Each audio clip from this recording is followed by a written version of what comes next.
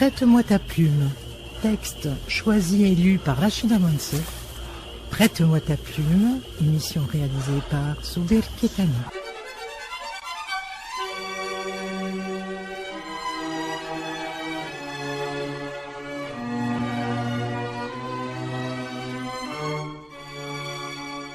Prête-moi ta plume.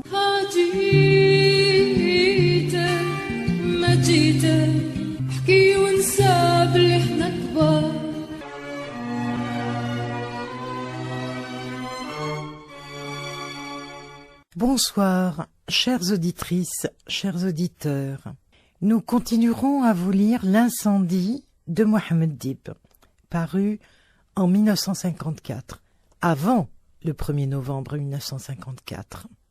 L'incendie, comme je vous le disais la semaine dernière, a paru 3 ans après La Grande Maison, comme deuxième volet de la trilogie Algérie. Dans cette trilogie, nous sommes en 1939, et l'Algérie est colonisée depuis plus d'1 siècle. Omar, le personnage principal, est un petit garçon de 10-11 ans. Il vit à Tlemcen, dans une maison arabe, mauresque, où s'entassent des familles entières dans une pièce, chacune tirant le diable par la queue pour survivre. C'est à travers Omar que Dib nous fait découvrir le Tlemcen de l'époque, et il le décrit de façon à ce que Tlemcen ressemble à n'importe quelle autre ville d'Algérie. À travers Omar, Dib nous fait découvrir Tlemcen et l'Algérie.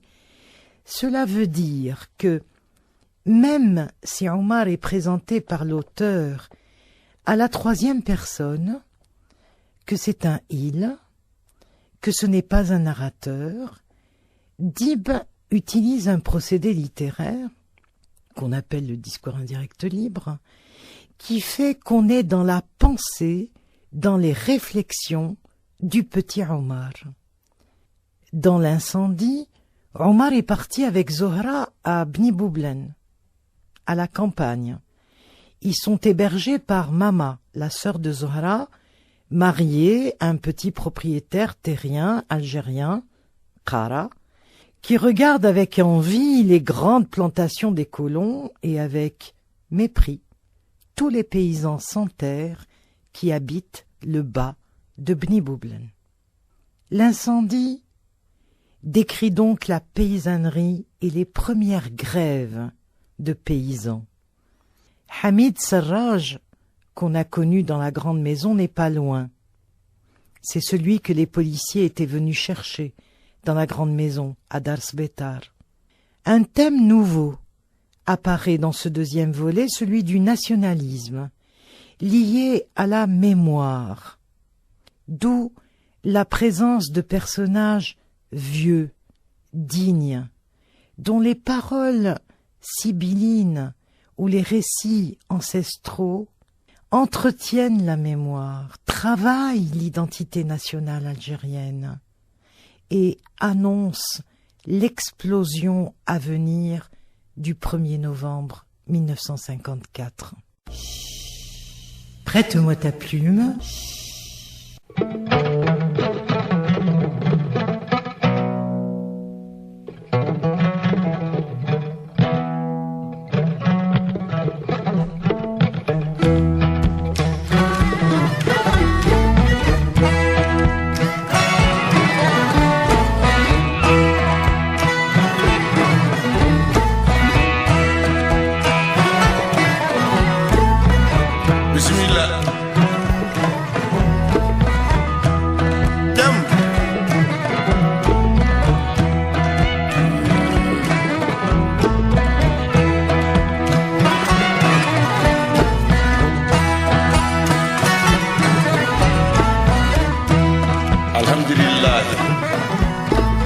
Alamina Boroga hayi sanda chaku mefuwa magagani sima yako na sanda hamadi Wallahi Sankare bariya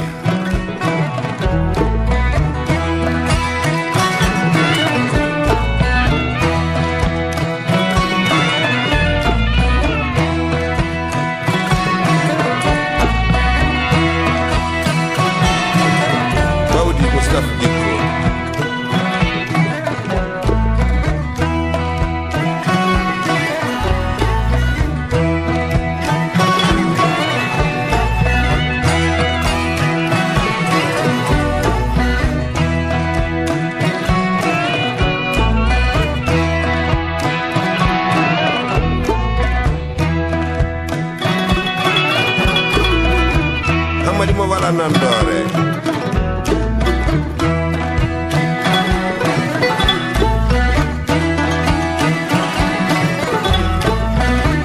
albarka ko timmata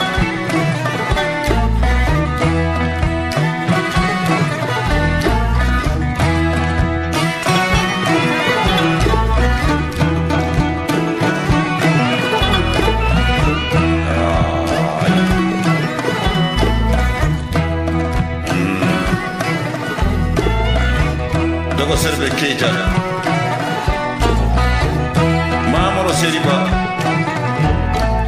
Ngayli la ñoote Hamadi Ibrahima Konare Kola Konare Pate Konare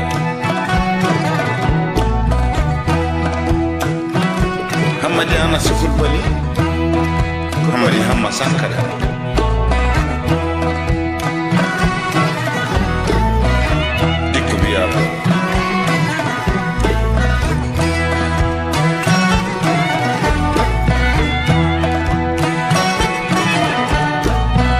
masa wajaro de wol ko ri dum wurado ya tara sabani ko bo wajuro kumbe makam manda e ko mo ngal ko moro se ko e ñoro ke korko wuro ngiya so ko naari sedara jam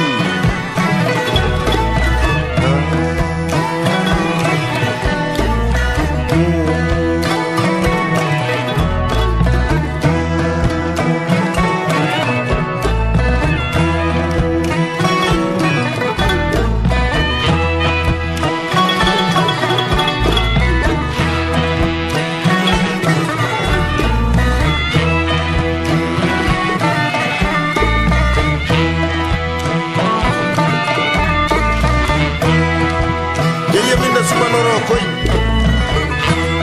banka sina bambera koy ine bur karakanaji bolo buru cire kanaji bolo koy buru dili kanaji bolo koy si se sembe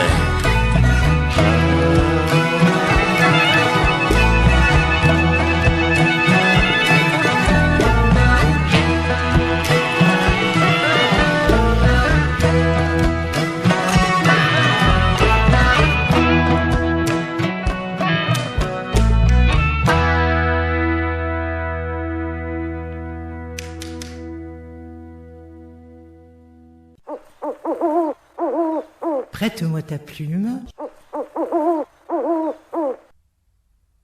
Ils étaient 8 ou 10, assis sous un vieux mûrier, tous hommes du village, et le cultivateur venu du haut Bni Boublen. La pente du ravin avalait l'ombre qui tombait de l'arbre. La journée, accablante, jouait dans un ciel sans nuages, qui blanchissait pendant que la chaleur insensiblement évidait l'espace. 3 heures de l'après-midi.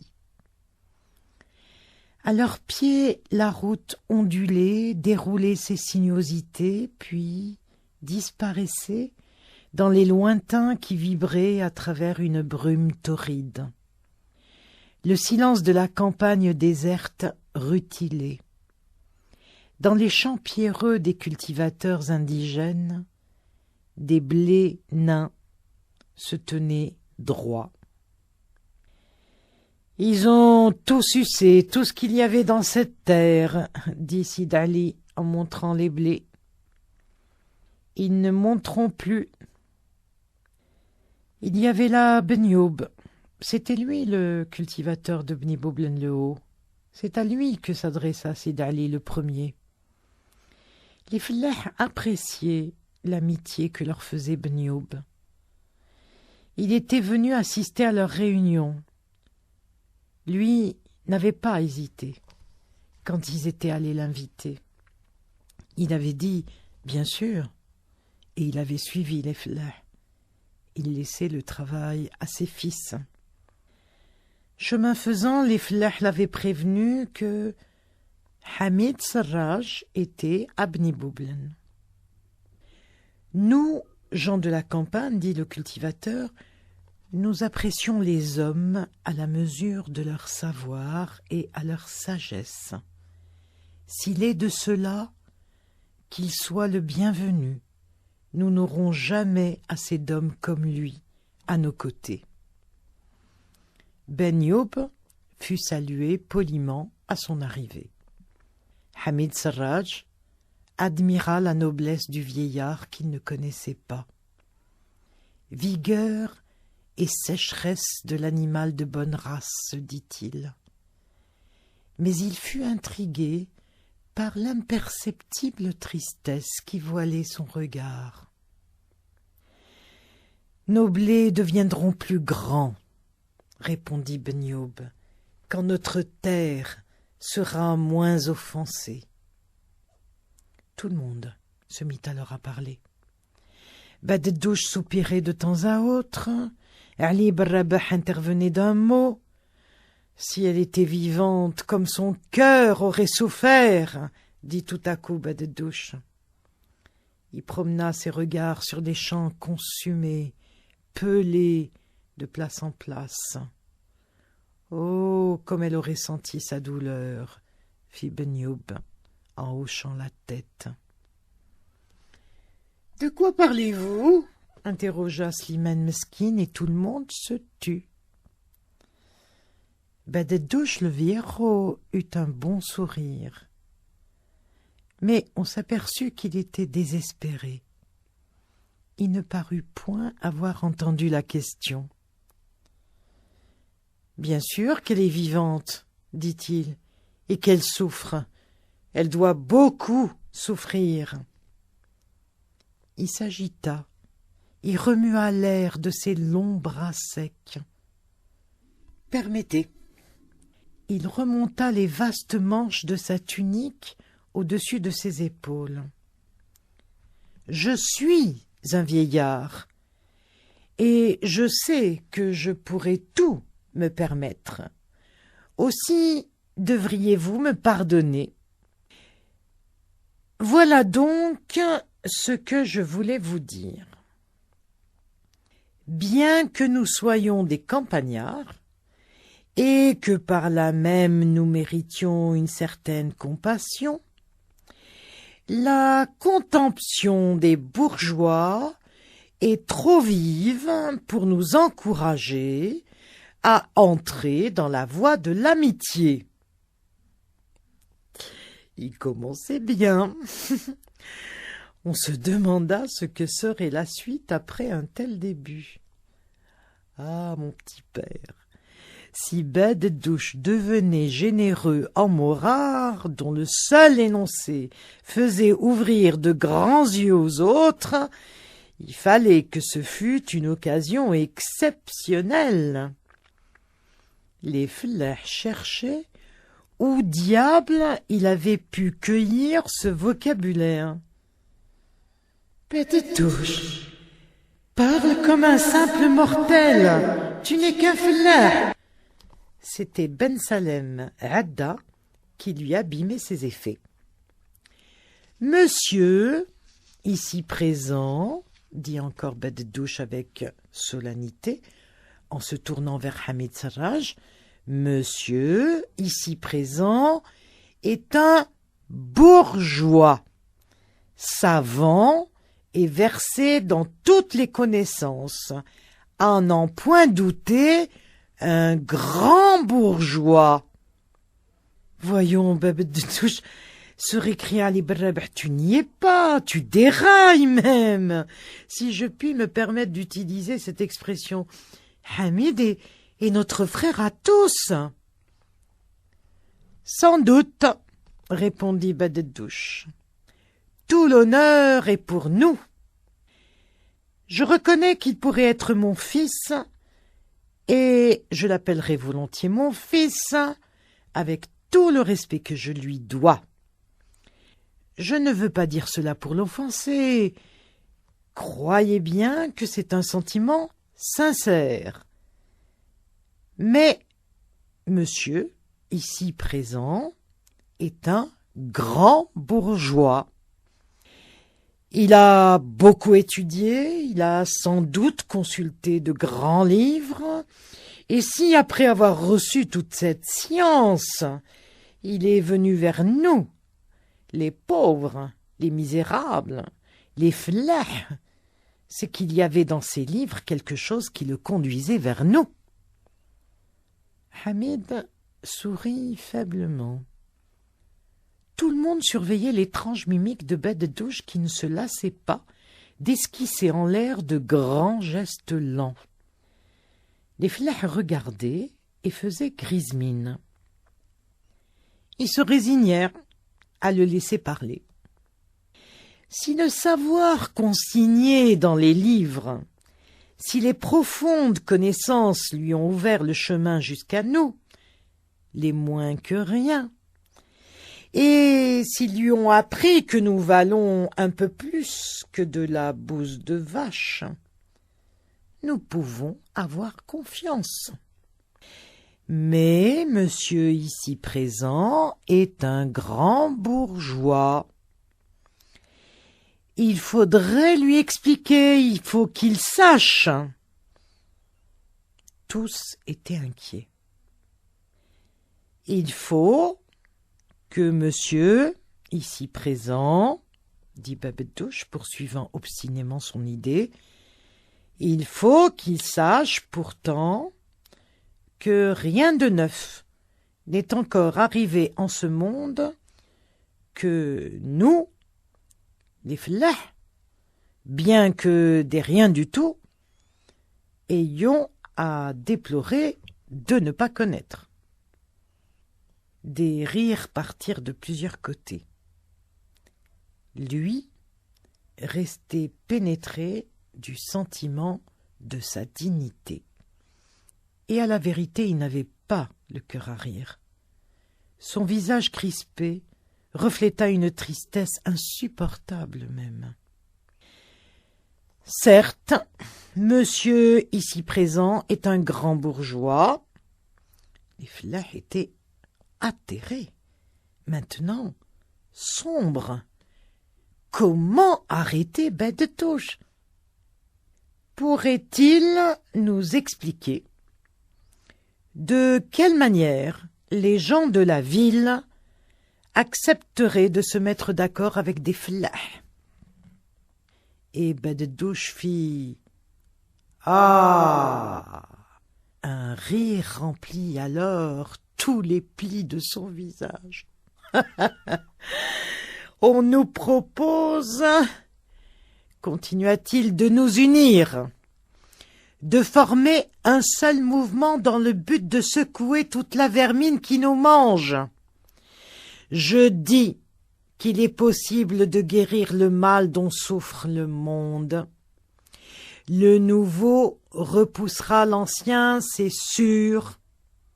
Mais comment des citadins pourraient-ils se mettre d'accord avec les flahs? Monsieur ici présent saurait peut-être nous l'expliquer. Nous sommes ici pour discuter ensemble de ces questions, fit Hamid Serraj.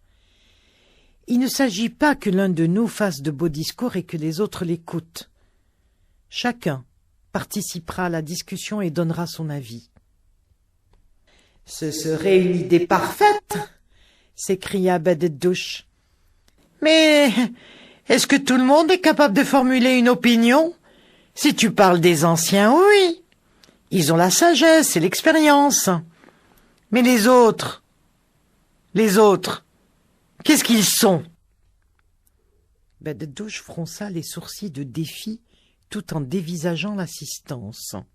« Ouvrons la discussion !» déclarèrent quelques-uns. « Nous n'avons que trop tardé !»« Alors, je donne mon avis !» proclama Bed-Douche, ignorant délibérément ce qui venait d'être dit. « Si les citadins et les flahs pouvaient s'unir, le passage vers un monde plus facile deviendrait possible. Mais c'est irréalisable. Nous savons ce qu'on attend de nous, s'écria-t-il encore avec force. C'est nous qui régénérerons cette terre. Une voix profonde me dit que nous sommes désignés pour réaliser ce grand dessein. Badadouche se tut subitement et s'abîma dans une austère réflexion. Oserais-je poser une question? Fit d'une voix douce Slimane Meskin. Jusqu'alors, il avait observé une attitude pleine de réserve. Je serais heureux, très heureux, de savoir si nous sommes en séance ou s'il s'agit d'une simple rencontre de fleurs réunis ici pour bavarder de choses et d'autres. Que l'Assemblée remarque bien que je ne fais que poser une question. Je n'aurai pas l'indigne prétention de faire allusion à quoi que ce soit. Tombé au milieu du silence qui avait suivi les redoutables paroles de Badadouche, cette intervention empreinte de malice fit l'effet d'une douche.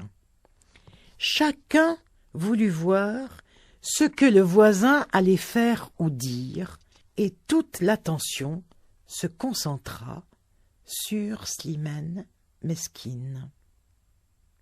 Celui-ci porta ses regards vers Hamid Sarraj. Prête-moi ta plume.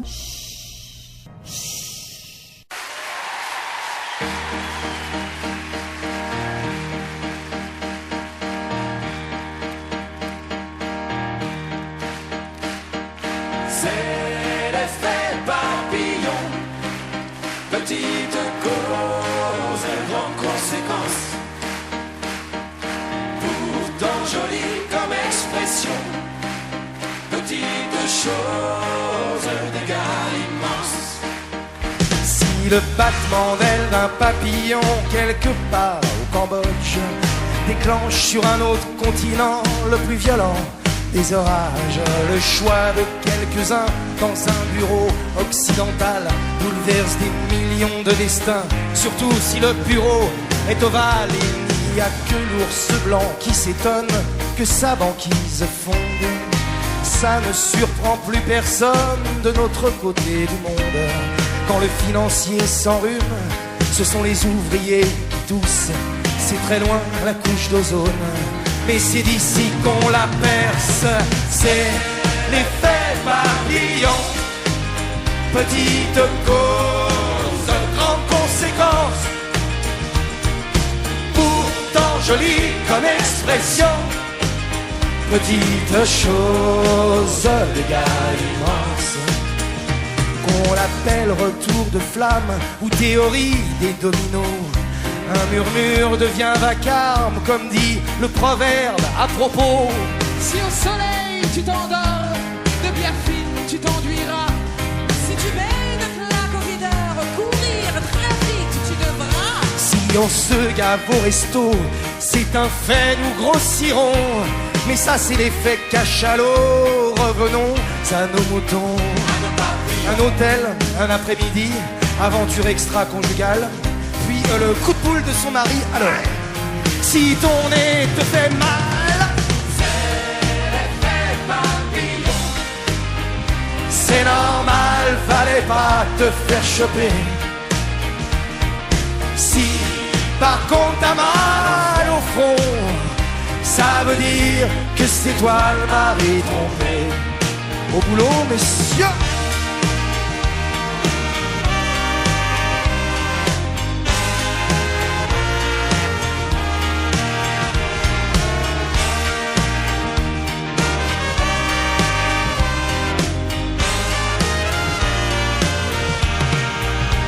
Avec les balais, on fabrique du rouge à lèvres, des crèmes pour filles.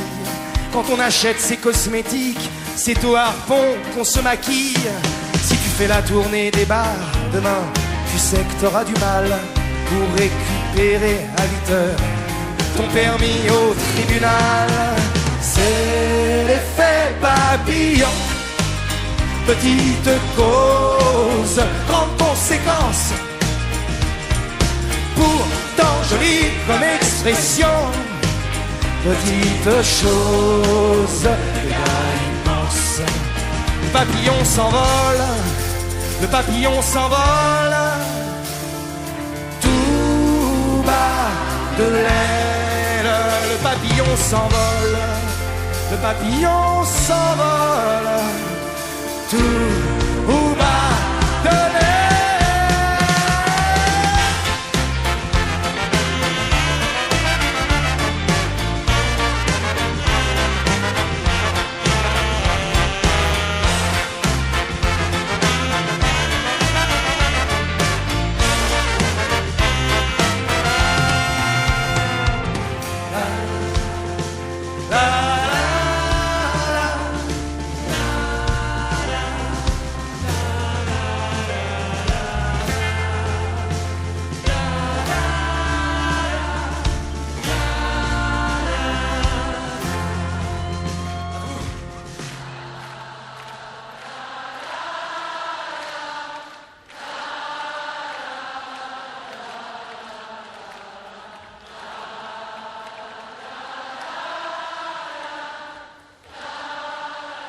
Très sincèrement et du fond du cœur, merci beaucoup.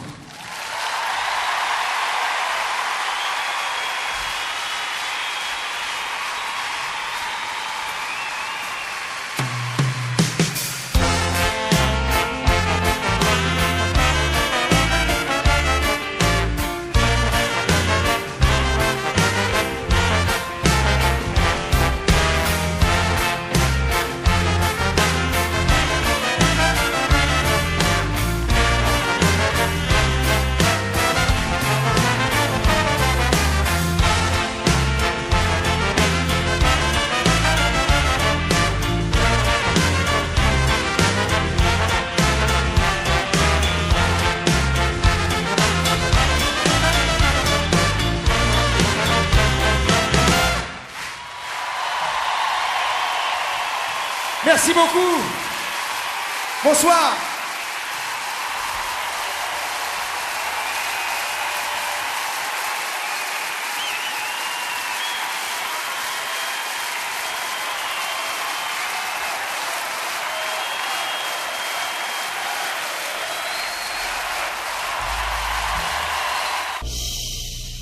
Prête-moi ta plume. Je propose simplement d'ouvrir la séance, dit celui-ci. Plutôt considérons-la comme ouverte, s'exclama Azouz Ali. Oui, oui, oui, fit-on dans l'assemblée. Cela nous évitera bien des paroles inutiles, convint le cultivateur. Mais que les choses soient faites simplement. Il faudrait alors un raïs pour la séance, demanda Hamid Sarraj. Il donnera la parole à chacun de nous qui estime avoir quelque chose à dire. Un raïs? Qu'est-ce qu'un raïs vient faire dans une réunion de fellah? Demanda quelqu'un. On comprend pas, oui. Qu'est-ce qu'un raïs? Un raïs. Ignorant. On vient de te le dire. C'est celui qui donne la parole quand on est en séance.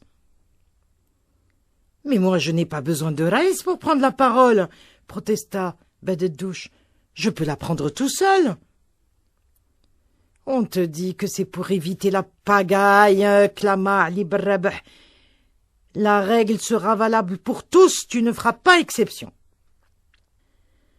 Voilà comment nous sommes, les fellah, commenta quelqu'un. Nous avons le désir sincère de nous améliorer et même de transformer le monde, et nous ne sommes pas capables de tenir une réunion dans le calme. Expliquez-nous, pourquoi? Voilà, répondit Hamid Sarraj. On entendit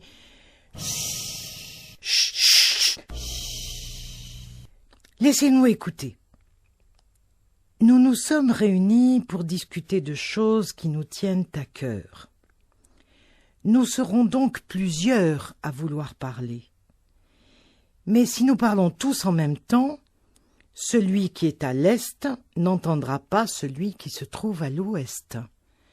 Le désordre et la confusion s'empareront de nos propos, malgré notre bonne volonté. Si les choses dont nous voulons discuter nous tiennent donc à cœur, Il est indispensable qu'un raïs préside la séance, donne la parole à celui qui la demandera et veille à ce que rien ne dérange notre réunion. Tu parles bien, frère. Bénis soient tes aïeux. Un raïs, qui sera le raïs? Benioub, Sid Ali, non, Bed douche. Tout le monde rit. Sid Ali. Plusieurs personnes répétèrent encore. Sid Ali. Tout le monde est d'accord? Questionna Hamid Serraj. Sid Ali, d'accord aussi?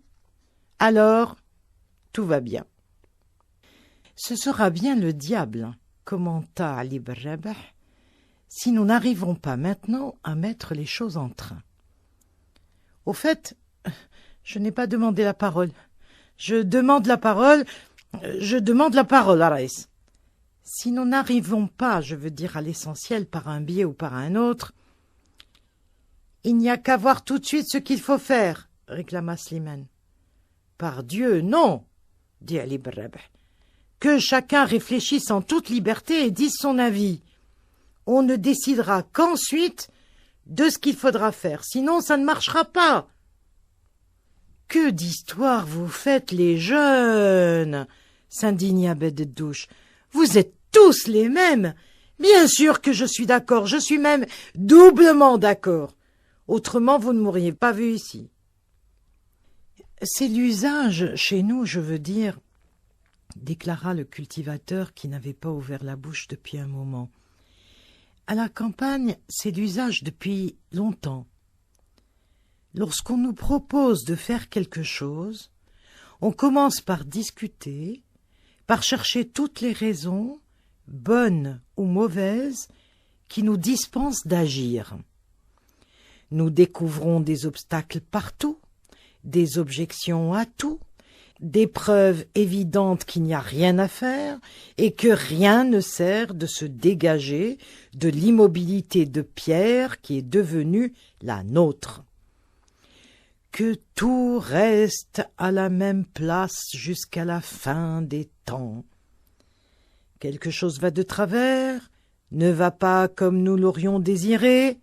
C'est Dieu qui en a décidé ainsi pour notre châtiment.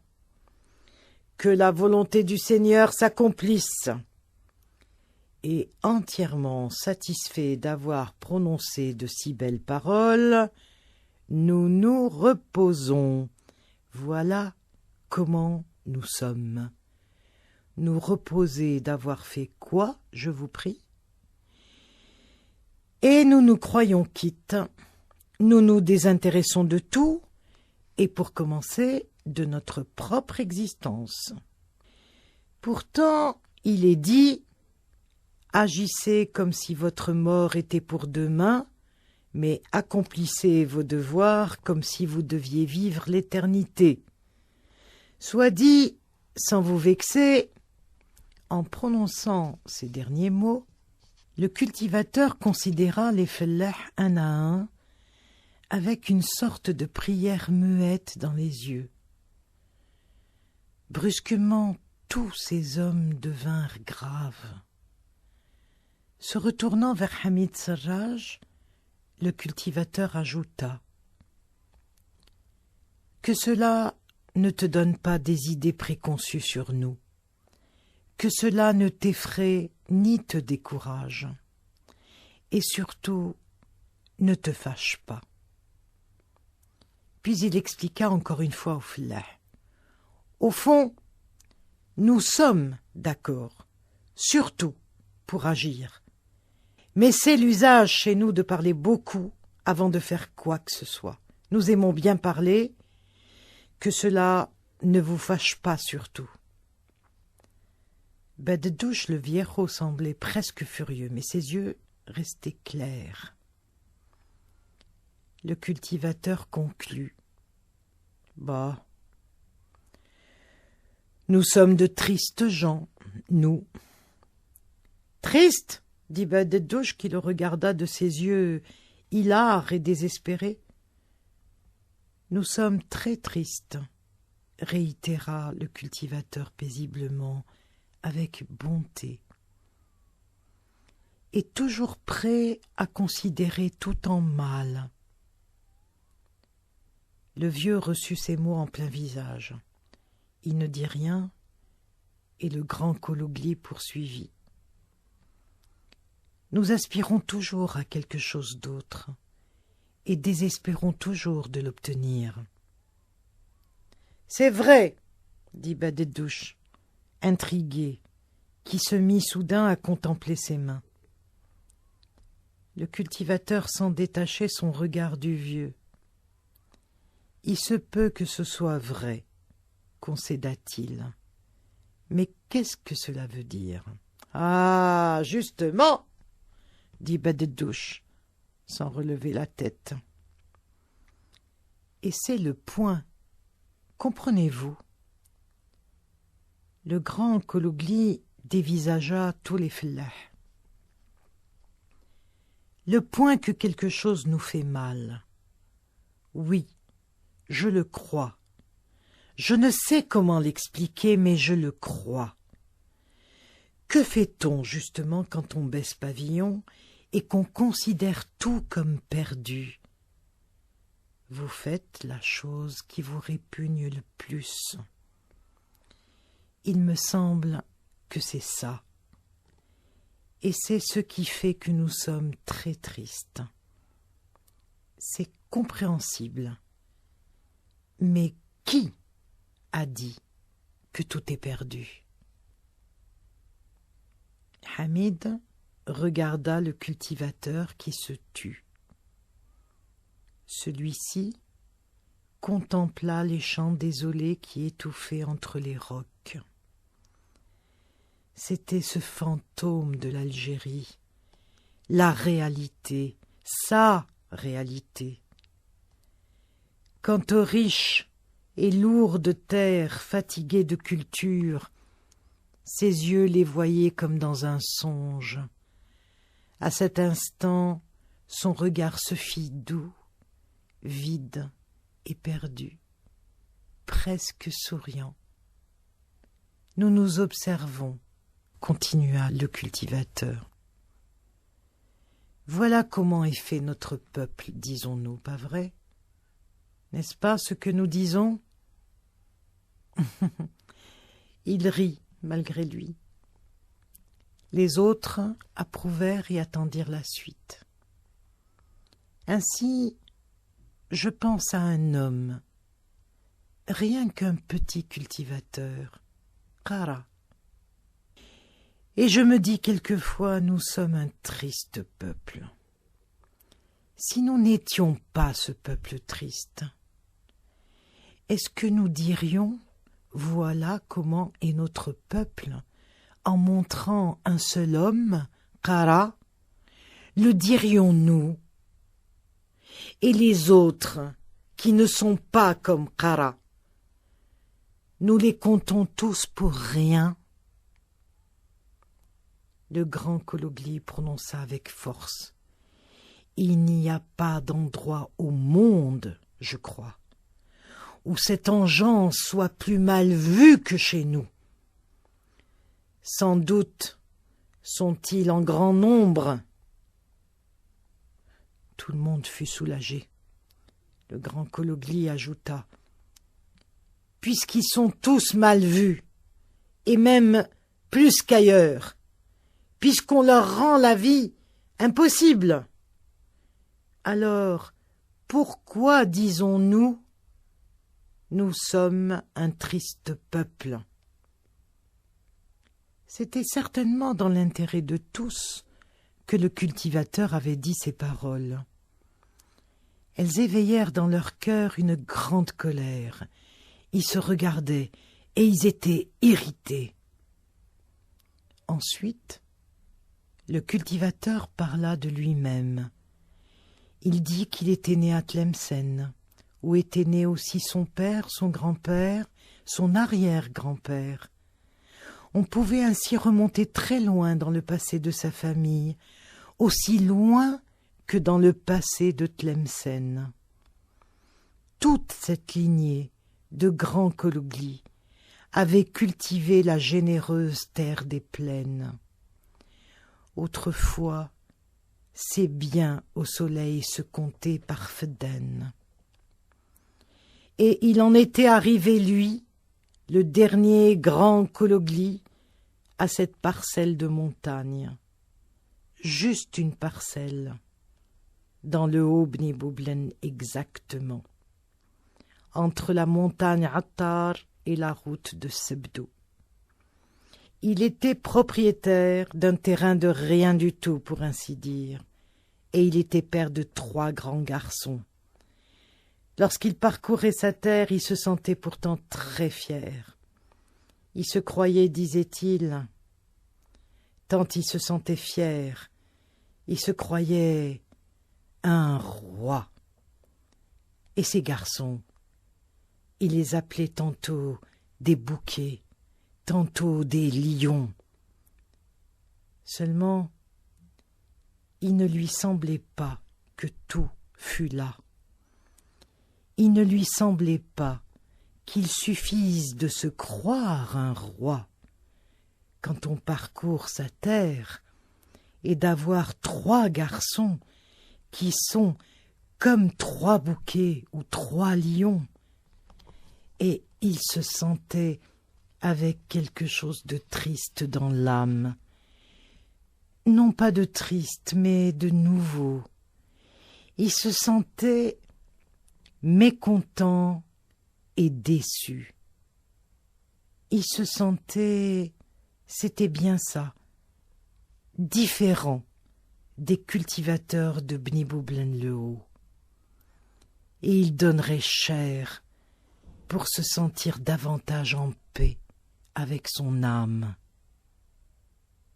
Il me semble, dit-il, que je ne serai jamais en paix avec mon âme. Il n'avait pas fini de parler et il se taisait. Puis il dit: « Ça a grandi depuis que j'ai vu la conduite de Qara. Il me semble que je suis de moins en moins en paix avec mon âme depuis ce jour-là. »« Si fait, monsieur, dit Badedouche. »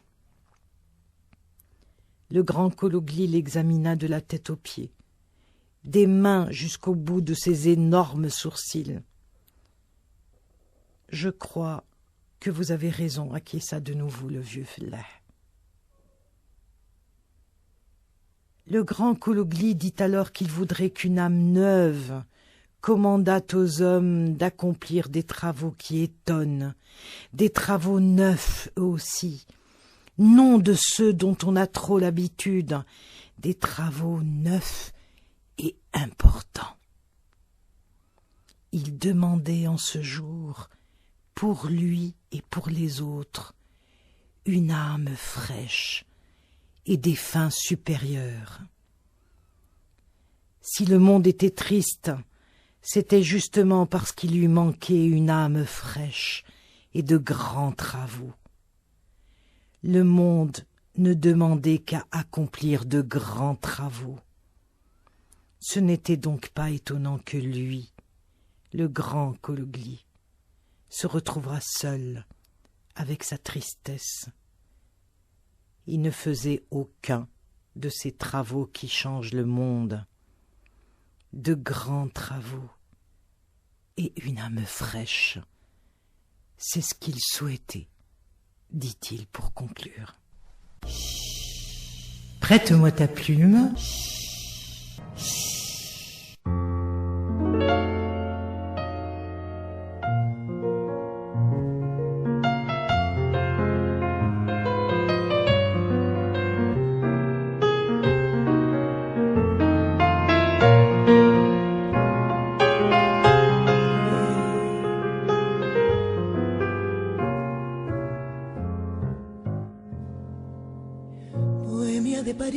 Alegre, loca y gris de un tiempo ya pasado, en donde en un desván Con traje de cancán posabas para mí y yo con devoción pintaba con pasión tu cuerpo fatigado hasta el amanecer, a veces sin comer y siempre sin dormir. La bohemia era el amor, felicidad. La bohemia era una flor de nuestra edad. Debajo de un quinqué, la mesa del café feliz nos reunía, hablando sin cesar, soñando con llegar la gloria a conseguir. Y cuando algún pintor hallaba un comprador y un lienzo le vendía, solíamos gritar, correr y pasear alegres por París. La bohemia era jurar, te vi, te amé. La bohemia, yo junto a ti triunfar podré. Teníamos salud, sonrisa y juventud y nada en los bolsillos, con frío, con calor. El mismo buen humor bailaba en nuestro ser, luchando siempre igual, con hambre hasta el final. Hacíamos castillos y el ansia de vivir nos hizo resistir y no desfallecer. La bohemia era mirar y amanecer. La bohemia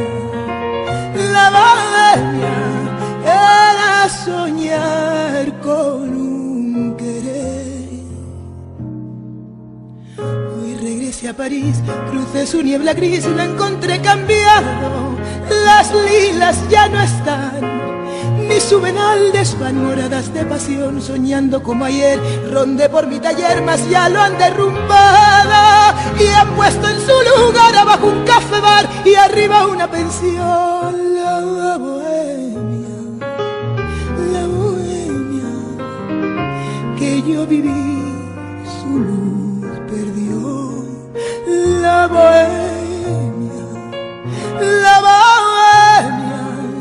era una flor y al fin murió.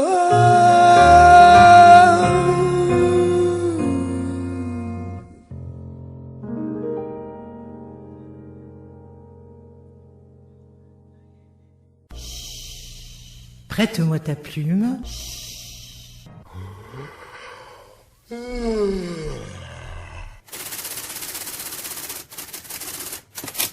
Prête-moi ta plume. Texte choisi et lu par Rachida Monsef. Prête-moi ta plume. Émission réalisée par Souber Ketani.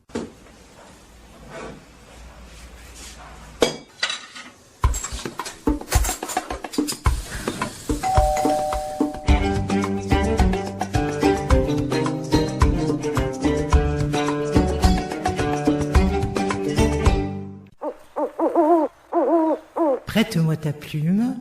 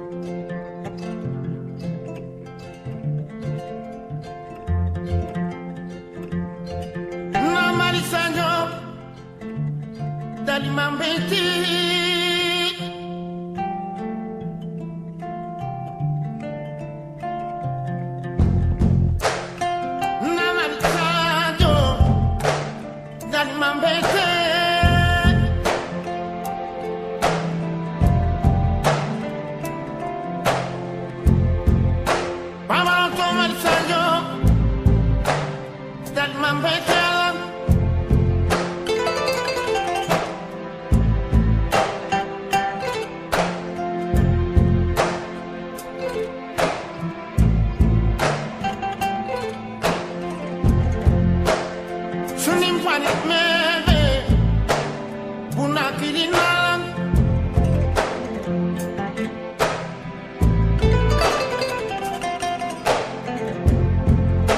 gatonin kiline una kilina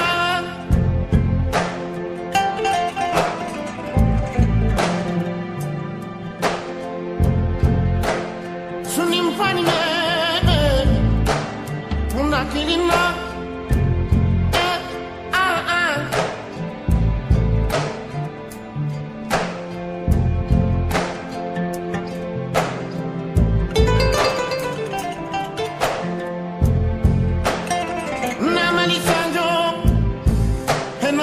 man sajo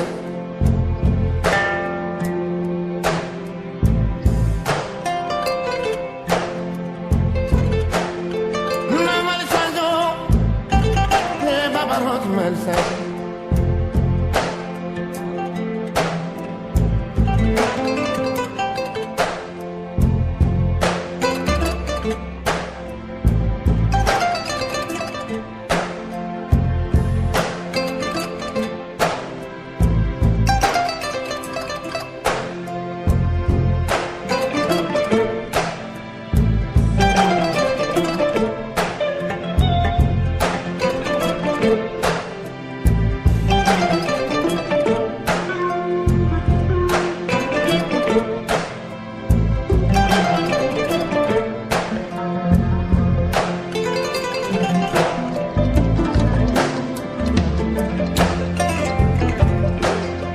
Alma